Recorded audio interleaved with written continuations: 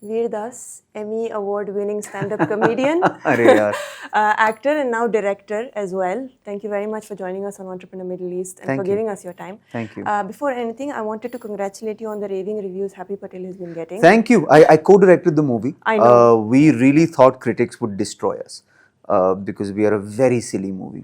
We unapologetically go for funny jokes. Yes. So we thought we would really irritate the critics, and we have some. But about 80% of critics have come out saying, I think because of how hardcore cinema has become right now, of course. A comedy was needed to be silly and not take itself too seriously, and we seem to be that comedy. Yes, absolutely. So congratulations on the reviews you've been getting. Veer, I wanted to start this conversation by quoting something you'd said in a recent interview. It was actually the one you did with Hassan Minhaj. Got it. And you said, "We know enough comedy that shuts people out and kind of lives in an ideological silo. I feel like sometimes when you turn the lights off, there are no ideological silos anymore." Yes. And then you went on to explain that, in the dark, despite our differences, the human laughter sounds the same. It does, yeah. And to me, that sort of reminded me of the experience that we have in cinemas and theatres, for example. Yeah. But in your own creative process, to avoid those ideological silos in your own writing and your own creative process, how do you turn off the lights in your personal sort of space, especially when one, ego and prejudice can sometimes pop up in our minds, which is completely human, but also you are now in a time when OTT race, algorithm race, and all of that is also sort of disrupting the creative process? Well, I mean, it's a very good question. I don't think I can. It's impossible for me to not be derivative of the truth that I've lived or the upbringing that I have. Which, if you think about it specifically, I've had a reasonably privileged upbringing. I've had a reasonably safe upbringing. I went to Delhi Public School in Noida, which is a very contained atmosphere. It's not really exposed to the entire world. But I do think that if you look at what every ideological silo ideally has in common, it's some base level of empathy, some base level of humanity. Yes. So all I can really go upon as a guide is my own moral compass. Yeah. I like to think of myself as an empathetic person and to try and do better with each show that I write. Yeah, absolutely. Now, again, for creative entrepreneurs these days... I'm not a creative entrepreneur. I have no money. I just want to clarify. Like, if anything, I'm creative and I'm an entrepreneurial failure. That is the label you've given yourself. But from the outside, for us, you are a prime example. From the outside, who knows what the thing is from the outside? I can tell you from the inside. We might need a longer interview for that. I will die penniless, but hopefully having written good things. Isn't that what all creative folks want at the end of the day? But when we do talk about creative entrepreneurs in today's landscape, one way of them showcasing their work is obviously social media. Sure. But what that also means is that you might have a snippet from, like, say, an hour-long or a 2-hour-long special that is suddenly on social media as an Instagram reel for millions to have the discourse on, often without context. People might also argue that that is an important and a necessary branding strategy, business strategy these days. Some might argue. But when you do sell your creativity in parts, so to speak, how do you maintain nuance in such a scenario? I think, look, the mission for every artist is whether you see 30 seconds of me or whether you see 1 hour of me, you should know me. Absolutely. So don't try and, in an hour of a stand-up comedy show, there will be some personal things, there'll be some topical things, there'll be hopefully a plateau, there'll be 2 uncomfortable silences, there'll be all of these things. A stand-up show is like a movie in that sense. There is a climax, there is a fight in the second act, there is a reunion of romance, there is all of that stuff, etc. So if you take a section of that, at the very best case scenario, it should still showcase who you are as a human being.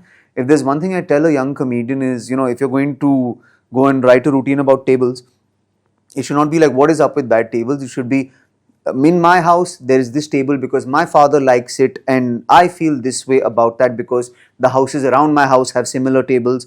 So at least I feel like I know who you are. Therefore, I think you can think of many comedians who made you laugh for 1 hour, but you don't really remember the jokes. Yes. You just laughed. And there's nothing wrong with that. But hopefully the point to get to is you remember something about that comedian and about their humanity. So then even if it is a 30-second clip on Instagram without context, if it still reflects who you are, you're okay.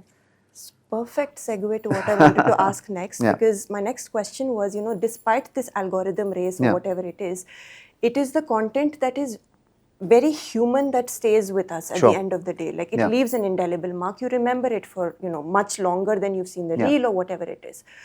But concurrently, in this bid to beat this algorithm race, there are many creatives who feel like they cannot be vulnerable just because, for the lack of a better word, vulnerability is not seen as something that can be commodified.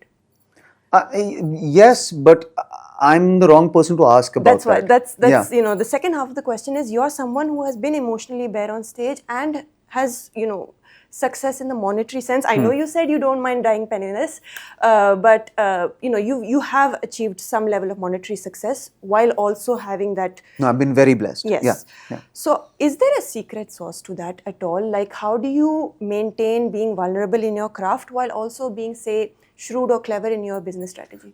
I don't know. I have a social media agency who we have hired, 3 months ago? Yeah. Right? And these are kids who keep telling me, it's uncool, yaar. You write text on black, this thing, you're putting all your feelings out there, let's do some cool transitions and this and that, etc., etc. Yeah. So I tried a few. Never worked. Text on black background, if it's the right kind of feeling in my particular audience, goes much further. I don't think I have any other choice. Suddenly, if I hired the best editor in the world and we whatever trending song was on Instagram, we use that, and it would reek inauthentic. Yes. And I also think, as opposed to perhaps film and as opposed to perhaps television and OTT and all of that stuff, stand-up and music really have to have authenticity at their core. Yeah. Inauthentic music and inauthentic stand-up sticks out like a sore thumb and is immediately rejected. 100%. 100%. Do you think visibility in some way reduces the ability to be vulnerable?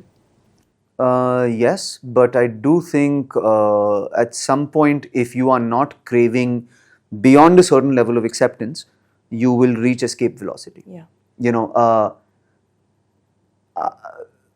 I think I have found my people. Yes, 100%. Yeah. Right? They will never be this many people. Maybe they will only be this many people. But with this many people, I get to be free. And with this many people, I do not. Like, I'll give you an example. We just had a movie come out. It is a niche movie. It is a polarizing movie. Yes. Right? Because it doubles down on comedy again and again and again. Yeah. So it is a movie that people who like comedy and who understand comedy are going to come for. Yeah. Now, were you to stumble in having watched any other genre of cinema, right? Perhaps you would like it, but 50-50 chance you would not like it at all. Yeah. But I would still much rather make this movie at this tiny budget and be completely authentic with this tiny budget than say you give me 25 crores or something like that, and then I have to make like a middle of the line commercial kind of a thing. Yeah. So I think I found my people. Yeah. In very simplistic terms, I think quality over quantity, right? The audience will decide whether it's quality or not, but at least it's authentic. Yes, 100%. Veer, I feel like for the final question, I want to address something of an elephant in the creative room, which is AI. Yeah. And in addition to it being used for creative work these days, there is also this very problematic feature that it offers, where it gives you a virtual pat on the back and says, good job, great prompt, all of that. And I think for creative folks, having echo chambers is perhaps the worst thing that you can have. For sure. How do you sort of see this tech play out, and what are your observations on this? How do you see it change the creative landscape, if at all? I think three things about it. Number one, it will empower a new generation of filmmakers because the barriers to entry into filmmaking can be solved by AI. So the next student short film can feature a massive explosion in the background. So he's instantly able to write that in his script. If his thing is a tsunami comes and drowns Dubai, for instance, he can write that as opposed to two people having a conversation on a park bench. So I do think it will enable a creative generation of filmmakers. Having said that, I do not think it has a soul and I do not think it has art at the key of it. So I view AI like I view steroids in the Marvel universe or in Bollywood or whatever. We all know people are doing steroids. But even after doing steroids, you have to do push-ups. Yeah. You know what I mean? You have to go to the gym. Yeah. You can't just do steroids and eat hot dogs and think you're going to get Chris Hemsworth's body. Like, do the steroids, fine, it will help you, it will give you a boost, but you still have to go to the gym 6 hours a day. Yeah. The reason I'm not worried about it with stand-up and a lot of genres of film is AI collates success. Yes. AI is essentially for winners, Yeah. right? So it will take the best outcomes and the best possible things, and everything that has worked will be assembled by AI. If you went into AI today and said, write a series about an accomplished female journalist in Dubai who is here from Tamil Nadu, etc., etc., etc., it will give you a series where everything amazing has happened to this character, but it will not encapsulate your life struggle. It will not encapsulate your failures, your flaws, your these things, etc. Stand-up hinges upon failure. Yes. There are no winners in stand-up comedy. There are only losers who found a microphone. Much like the best movies are about losers. The best movies are not about winners. Yeah. And I think that's where art comes from. So I don't think AI will ever be able to do that. Yeah.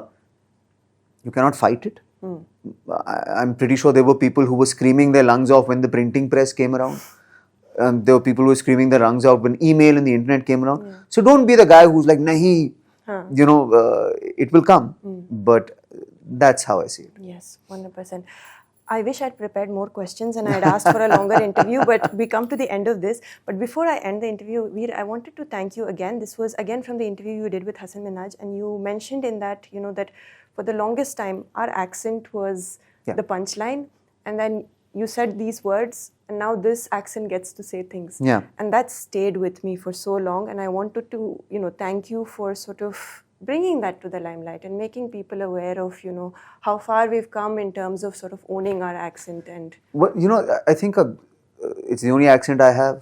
It's the only accent you have. Yeah. We have to own it. Yeah. Dubai is a dichotomous place in that if you hear this accent in Dubai, we either own the building or we are building the building. There is no middle ground in Dubai for an Indian person. Sometimes that's troubling to me because I'm plain in the middle. Yeah. And I think we need more voices from the middle. You shouldn't have to succeed at such a high level to have a voice. 100%. 100%. Well, Veeradas, thank you very much. Thank you so much. This was great. Really good questions. Oh, thank you very much. Appreciate that. Please leave that in. Thank you very much for joining us. Thank you. Thank you, guys.